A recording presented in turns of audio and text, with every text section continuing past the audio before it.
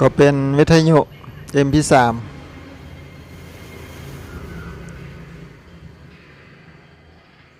ยี่ห้อวาซิบะหรือว่าบาซิบ้าบ่เบื้องด้านเทิงมันเปิดเบิ่งก็ยังไฟเข้าอยู่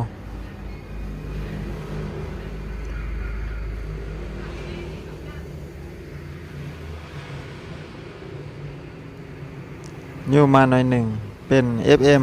เป็นวิทยุแต่ว่าบ่มีเสียงเลยมิดจัด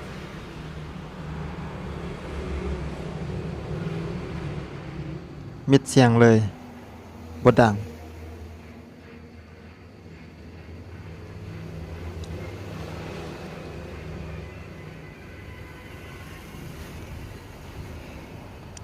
ก็สิไข่เบิ่งว่ามันเป็นหยัง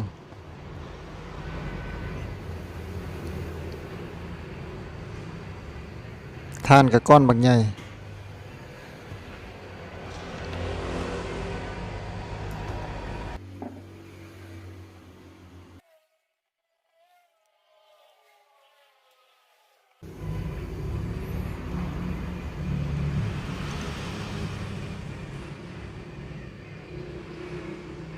ก็แงะออกมาแกงมาก็บ่มีหยังหลาย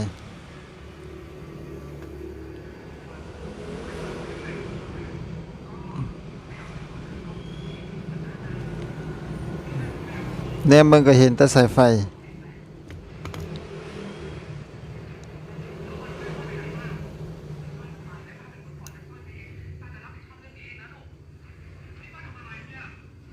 เปิดสวิตช์ก็เห็นว่าไฟเข้าอยู่ไฟ MP3 โฮงอยู่เปิดไฟสายเบิ่งก็ยังได้แสดงว่ามีไฟเข้า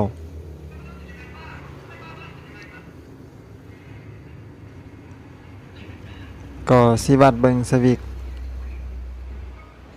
ว่ามีไฟเข้าอีหลีบ่ไฟมันก็ผ่านสวิตช์มา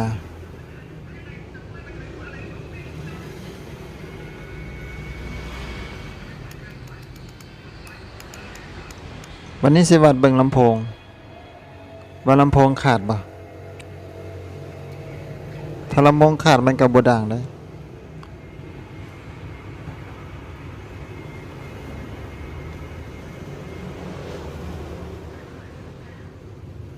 มันเงียงวัดยากเดี๋ยวเอาอย่างออกก่อนมันคงอย่างละนี่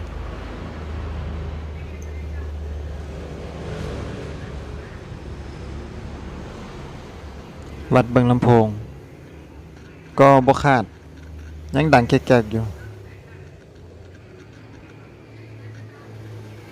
เคมมิเตอร์ก็ขึ้น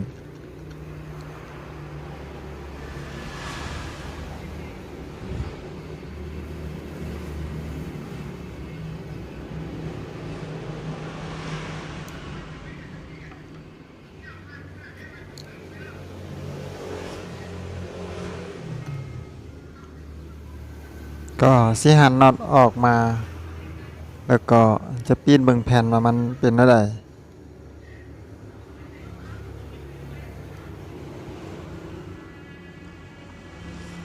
วัดเบิ่งไฟว่ามันมีไฟไปเลี้ยงไอซีขยายเสียงบ่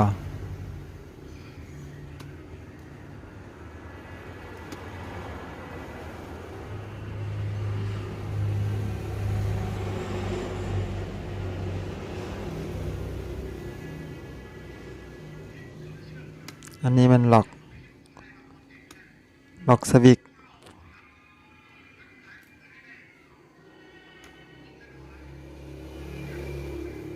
ยกแผ่นขึ้นมาปรากฏว่าบ่ขึ้นมันคงอีกเกิ้งไฟสาย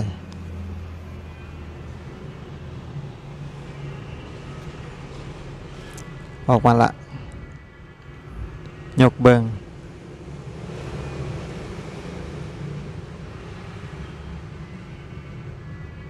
มันติดไฟสายตอนนี้ก็ยกขึ้นมาละยกขึ้นมาก็เห็นว่าแผ่นวงจรมัน ก็มี IC อยู่ประมาณ3ตัว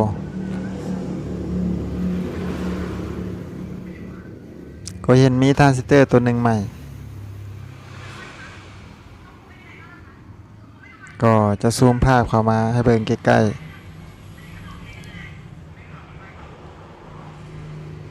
ๆไม่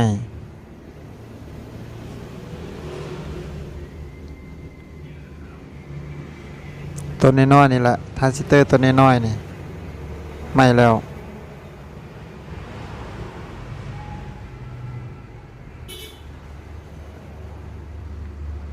แต่ว่าเบิ่งลายๆแล้วมันก็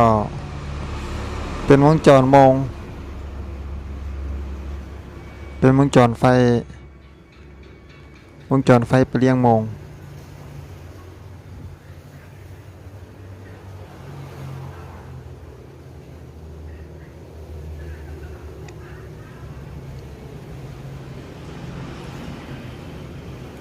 เพราะว่าเบิ่งอยู่ที่จำมันเขียนว่าคอก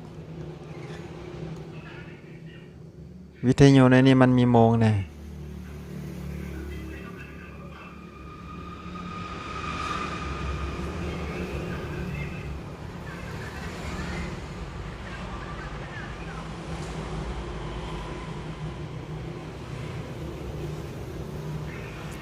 ตอนนี้ก็เปิดไว้แล้วก็เสียบไฟสากตืมเข้าไปอีก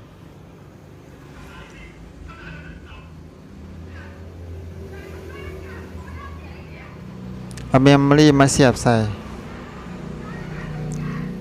ก็เห็นว่า MP3 มันลิ้นสังเกตดอก LED มันกระพริบ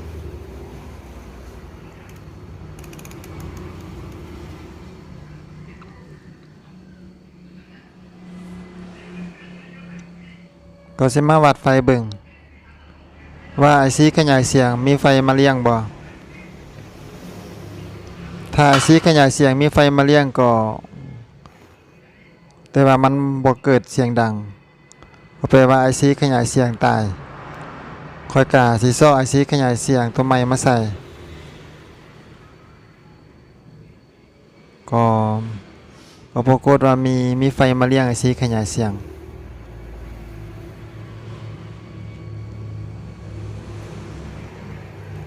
เบอร์มันก็แม่น8002A ตัวน้อยๆอันนี้มัน IC ขยายเสียงตัวใหม่ที่ว่าค่อยเสียงมาใส่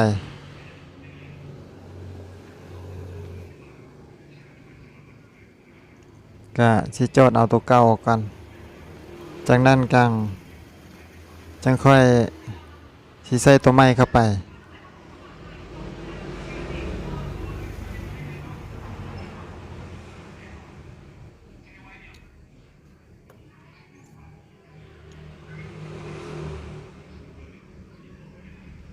วิธีค่อยก็แม่นเอาตัวกลัวพอกเข้าไปละลายแล้วก็เส้นปลายของสายมิเตอร์นี่ล่ะมาเขี่ยออก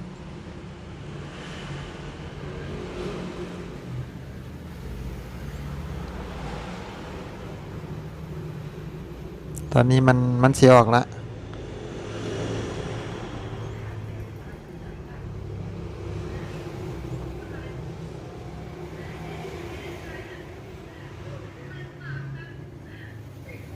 ตอนนี้ออกแล้วICขยายตัวเก่าจากนั้นก็แปลงให้ขีดตัวกลัวมันเพียงเพราะว่าจะได้วางตัวใหม่ใส่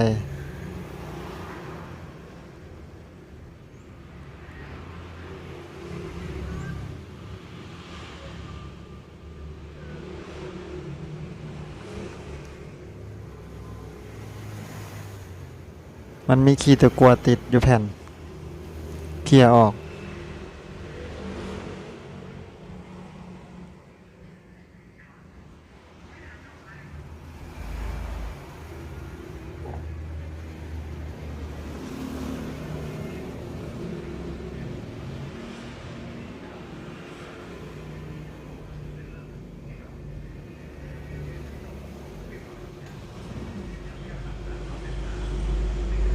ก็ซูมภาพมาใกล้ๆ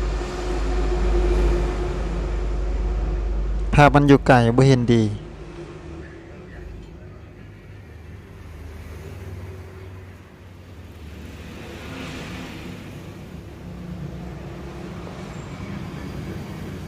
ก็วางไอซีให้ขามันเคิงๆแล้วก็จอด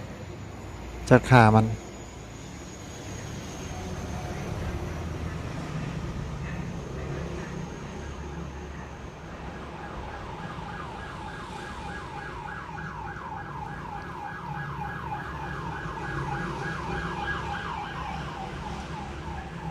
ก็พยายามแปลงให้ขามันซื้อกัน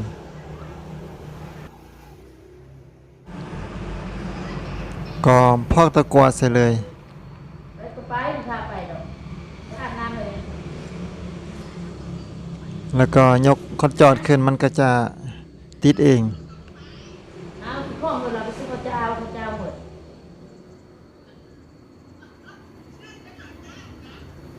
ซื้อข้าวซื้อผักซื้อเผือกอีกข้างหนึงก็เฮ็ดคือกัน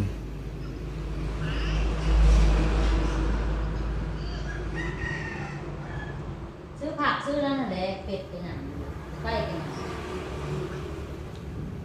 ผักบุ้งผักหอมกับบุมีเลยก็พยายามแปลงให้มันแปลงเอาเศษตะกั่วออก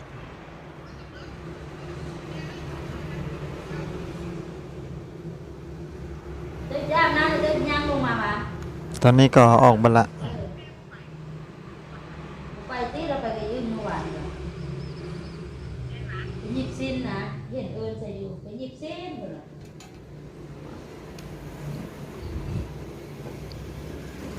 ส่วนเบิ่งเลย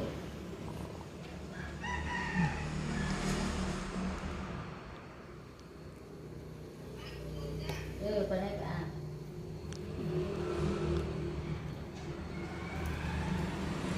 ก็ยังอีกด้านหนึ่งที่ว่าจะเอาตัวที่มันใหม่ออกแล้วก็เอาทรานซิสเตอร์ตัวใหม่มาใส่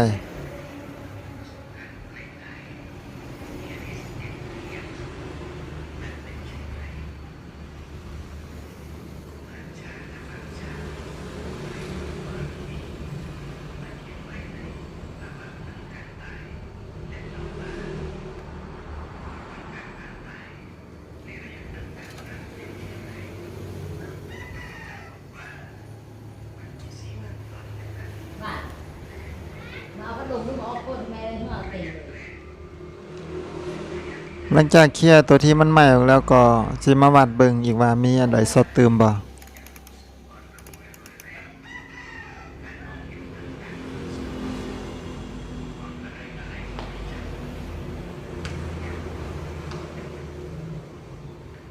ก็วัดเบิ่งอุปกรณ์ที่อยู่อ้อมข้างของทรานซิสเตอร์วัดเบิ่งตัวนี้นี่รู้สึกว่ามันสดเพราะว่ามันขึ้นจำศูนย์เลย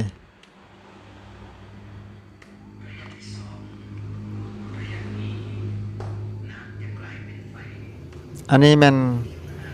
คาปาซิเตอร์หรือว่าคอนเดนเซอร์เป็นซีเซรามิก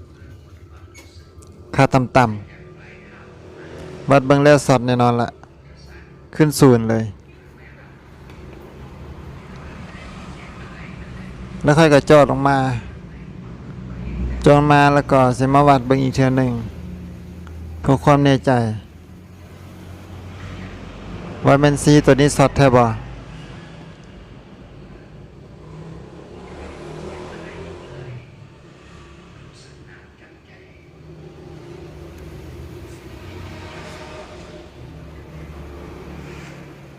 ก็วัดเบิ่งเอาสดอีหลีซีตัวนี้สดอีหลีก็จะหาตัวใหม่มาเปลี่ยน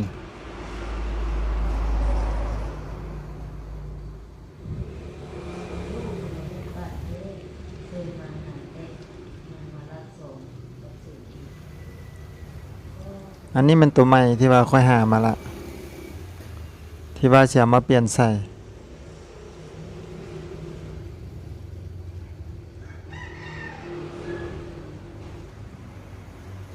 เครื่องซุมมือนี่มันก็น้อยเข้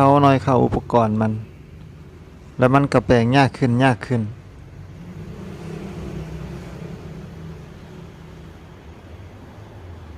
ซุมื้อนี้เครื่องที่ว่าเอามาแปลงนี่ยากอีหลีเพราะว่าอุปกรณ์มันน้อย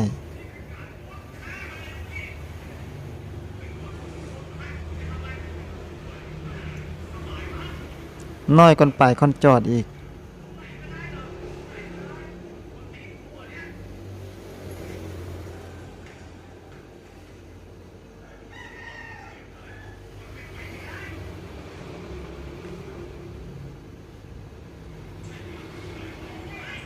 ก็บ่อยากซื้อปานใดพยายามแปลงให้มันซื้อ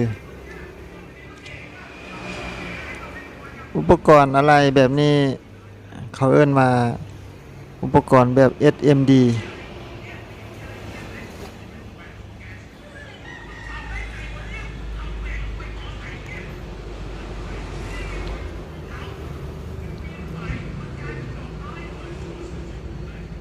นี่สิมาวัดเบิ่งวัดค่าในวงจรเลยก็บ่ซัดแล้ว จากนั้นก็จะใส่ทรานซิสเตอร์ตัวใหม่เข้าไปข้อยก็ซื้อมาเทื่อละหลายๆเลย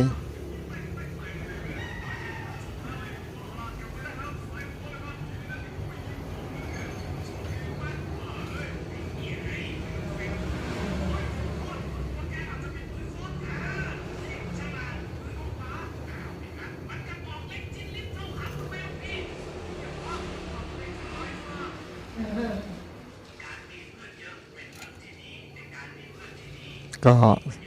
ใส่เข้าไปย่ำห้อย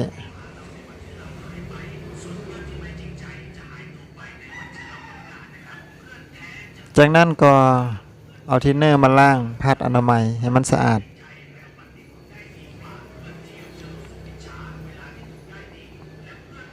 หลังจากพัดด้วยทินเนอร์ให้มันสะอาดแล้วก็ปาไว้ให้มันแห้งบึดหนึ่งต่อมาก็สิมาเปิดลองเบิ่งว่ามันสิดังบ่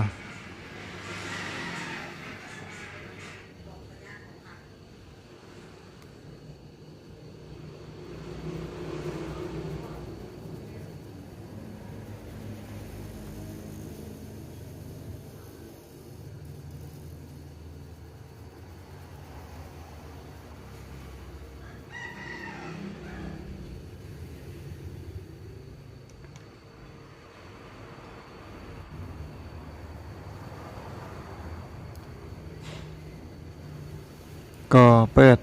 ตอนนี้ไฟเข้าละแล้วก็หาแมมมาเสียบใส่คันดังก็แปลว่าจบ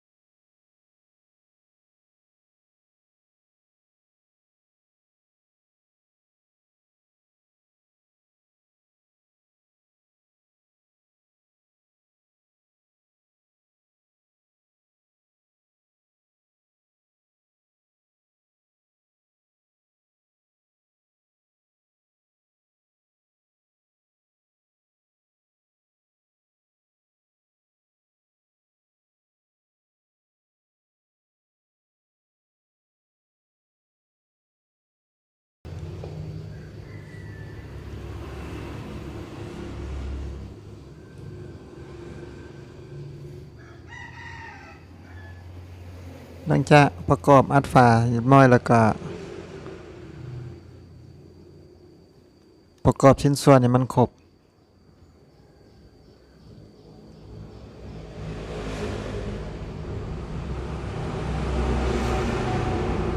อันนี้มันตาอีเกิ้งไฟฉายวิทยุนี่มีไฟฉายเนี่ยมันคือบ่เข้าเป็นจังได๋ล่ะนี่อ๋อมันมีหูใส่ตรงหูแล้วมันก็ได้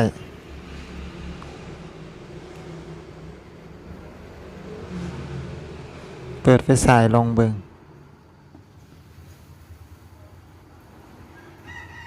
ก็ถือว่าเยี่ยมห้อยวันนี้สิลองเบิ่ง หลังจากประกอบเรียบร้อยแล้วว่ามันสิดังบ่